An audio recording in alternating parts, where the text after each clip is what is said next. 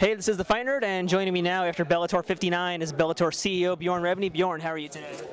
I'm okay. How are you? You're just okay. You seem a little distraught today in the press conference because, as we know, Bellator 59 wrapped up, unfortunately, with a little bit of a sour note when Eric Prindle took a lovely soccer kick right to the junk, courtesy of Thiago Santos. I know we haven't heard back yet, but thoughts on the fight and the future of the heavyweight tournament contenders?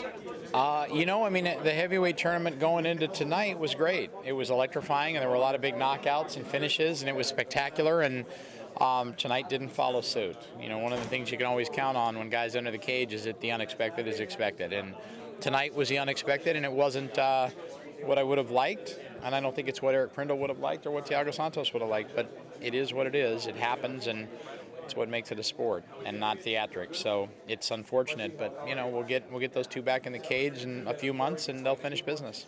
As you know, Bellator, you've kind of come to expect the unexpected with this company, and tonight was a perfect example of that. Let's take another look at another match that kind of went the way not many people suspected. That was Phillipe Nover versus Marcin Held, and let's talk about that fight right now. Do you agree with that decision? If there's one thing I've learned over the last 60 events that we've done, it's that I always am better off refraining from commenting until I've had a chance to watch a fight, with the sound off, with no audience around, without having to worry about going into the truck or working on production. So I think, it looked like a very close decision. It looked like Nover was forcing the pace, and it looked like Marcin was actively pursuing every conceivable submission that you can do on the ground, specifically those involving legs. So, I'll wait and see. I don't know. And I know it was tight. I know it was close. And I know that two of my guys that were sitting next to me said they thought Marcin won, and then two of my guys that were sitting off to the right said they thought Nover won. So, I don't know. I'm going to watch it, and I'll give you an opinion in a week. Now, that's the second opinion, but the first opinion, who did you have winning this fight? Actually, between those two?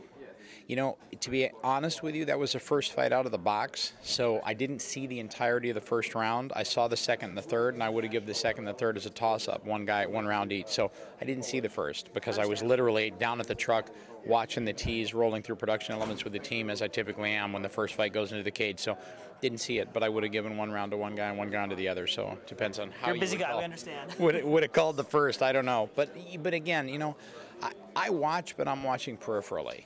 I'm watching, I'm talking to people, I'm running out to do an interview, and I'm getting a bunch of stuff going on. People are asking me questions about timing and format, so I'm not watching it like a judge, nor am I watching it like you and I might watch a fight when we're at home watching TV. So I'm always a little uneasy saying, I think this guy won. I did that once about 6 or 7 weeks ago when Alexis Vias fought Marcus Galvão, and then I watched the fight when I went back home, and I scored it like a real judge, and I actually thought it was the right decision. But when I came out right after the fight, I reacted emotionally because everybody cage side reacted so poorly, and I kind of went with that sentiment. And I think that's always kind of a mistake. If you can back up a little bit and just keep your kind of emotions, with the top on the container, I think you're probably better off. So. Did you have a chance to catch the very short fight between Pellegrino and Patricky Pitbull? That I did. What did you think? Did you think that was an early stoppage, or was it justified? Here's what I think. I think that Patricky Pitbull is amazingly dangerous standing, and he has, and I'm a huge Toby Amata fan, and Toby Amata had never been knocked out when he faced him, and he sent Toby Amata to the hospital.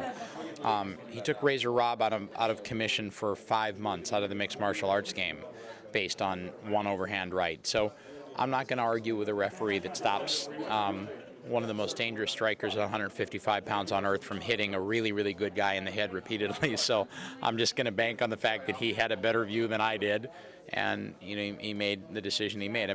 Kurt Pellegrino is a warrior at the highest level. So if you're ever going to give a guy a shot, he would be the guy to do it. But that's a very, very dangerous lightweight in Patricky Pitbull. Let's talk about the elephant in the room outside of this event. Eddie Alvarez, Shinya Aoki, will it still happen? Well, it is still an available fight for us, and it's still contracted. So, as I said earlier, I've got to sit down and talk with Ed. I've got to sit down and talk with Ed and figure out exactly the road that he would like to pursue and what he would like to do. And he's as smart as they come in the MMA game, and a great guy and an easy guy to work with as well, total professional. So we'll sit down and we'll talk to him. I like the fight because I think it's a great fight back for Ed, and it's not a great fight back where you're kind of laying out the carpet for him. It's a great fight back against a top 5 or 6 ranked guy in the world at 55, And it's I still think Ed beats almost everyone in the world. He had a bad night against Mike Chandler, but Mike Chandler looked unbelievable last week. It was a new Mike Chandler. If he gets any better, I don't know what we're going to do with him. But, we'll sit down, we'll talk to Ed, and we'll figure it out. But the Aoki fight is still out there. Obviously, Aoki's going to fight on New Year's Eve in Japan. And we'll see what happens in that fight. Hopefully he's not injured. But I still think there's a high likelihood we'll see the Ed fight in late February with Aoki. And last question, since Bellator Season 5 is coming to a close here, what was the fight of the year for you? The fight of the year was Ed Alvarez versus Mike Chandler. No hesitation.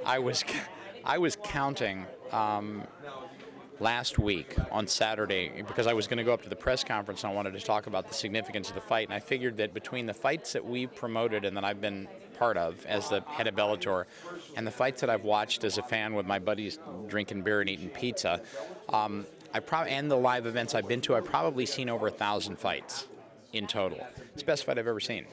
So it was a fight of the year. It was a fight of my MMA watching career as well. So, and that's including everything I've seen in Japan, I've got VHSs from Pride from years ago that you can't even use anymore because nobody has a VHS machine. But, well, there you go. I'll have to send some of those over to you. But, it was the best fight I've ever seen. Just back and forth, elite level guys, and I thought it was great. I thought it was a spectacular fight. I wish they could have kind of maybe fought 3 rounds there or 4 and then brought a round or 2 to this event.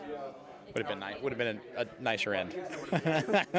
Well, Bjorn, thank you for your time. We'll see you in 2012 for the next season on Spike. Yeah, you will. Thanks, bud.